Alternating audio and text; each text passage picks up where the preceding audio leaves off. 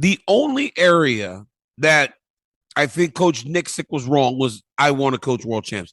Not everybody's going to be a world champ. You don't get to. What's up, everybody? Welcome back to another episode. Please like the video and subscribe. Our target is only 1,000 likes. So, two championship bouts highlight the action when UFC 312 comes to Australia. The night's main event features a rematch between middleweight champion Dricus Plessis and the man he defeated to win the title, Strickland. Dricus Plessis took the first fight by split decision in a very close fight that left Strickland claiming he was robbed by the judges. He earned his way back to the rematch with a bounce-back split decision win over Paulo Costa. On the other hand, Plessis' only fight since the first meeting with Strickland saw him successfully defend the title against two-time former champion Israel Adesanya. The only area that I think Coach Nicksick was wrong was I want to coach world champs. Not everybody's going to be a world champ. You don't get to coach all world champs. You coach world champions. You coach guys that might get to the contender series and lose.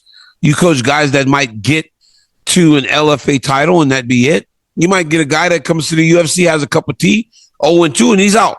So you don't get to coach just world champions. I get the thought of what he's saying, but not everybody gets there, right? So to make that your goal, but I don't know publicly if you say that. All right, guys, keep tagging me about this whole Eric thing, and goddamn it, because I like Eric. He's a friend of mine, and he's going to continue to be a friend of mine. Will he probably be in my corner? Probably not. We have so many great guys at Extreme, Nate, Ray Cepho. We have so many savages that I would love to corner me. But, you know, man, that entire fight camp was just a struggle. Like, it was a fucking struggle. And, guys, we all have excuses as to why we didn't win or why we won and we shouldn't have won. We all fucking have excuses, and they don't fucking matter. The only reason why I'm making this video is because Eric had to go do a fucking podcast and become an influencer. So now I got to, like, all right, kind of explain myself. Opportunity. And not just with fighting, opportunity never comes when it's supposed to. It doesn't matter what the circumstances, what the situation is. You will never wake up and say, no, today is the perfect day for opportunity. It will come at the worst fucking time. It will come at the worst time. And how many times it comes and you raise your hand and you say, you know what, like, I'm fucking ready. A lot of times you fail. A lot of the times you fail. But a lot of times you don't fail. And it's like, you must say yes. This is not an excuse, but that entire camp was just a struggle of I'm good. Knowing you're not good. I was in Colombia like 8 weeks out, 7 weeks out, and getting stem cells on a broken bone. Again, bone healed fine, no excuse. It just kind of weighs in the back of your head. I was training with that Ritter guy, the submission guy, and he hit me with a whizzer. It was already broken. And dude, I thought my arm fucking snapped. I thought my arm snapped. It's like, I got to go to Colombia. Like, this is fucked. But all camp, this is just in the back of your head. And like, you just keep telling yourself, I'm fucking good. And I think this is just what all men do. Like, all men do this. Like, you look in the mirror and like, even though you know you're not good, you're like, I'm fucking good, dude. You're a fucking man. You sack up.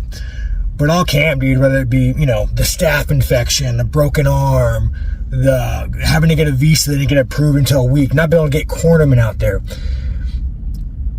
This entire camp was like a struggle of I'm not good, but me looking in the mirror and saying sack up. And you know, man, nothing away from dricus. He came there, fought his ass off, fucking broke my nose. Like, dude, fucking hell yeah, man. Like, hats off. Did you fight like a fucking man? But you know, you guys, I don't fight to put belts on the wall. I don't fucking fight because, you know, Eric wants to go do a fucking fancy podcast. That's not why I fight. Before fighting, you guys, I mean, I had like the lowest self-esteem, fucking couldn't even look at myself in the fucking mirror. Like, I didn't even know what like dignity was, you know, when I first started fighting.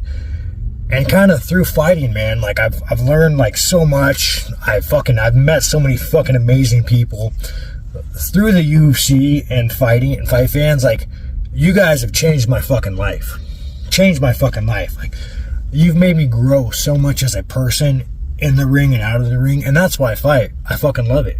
I got a lot of fights left on my contract. I love fighting.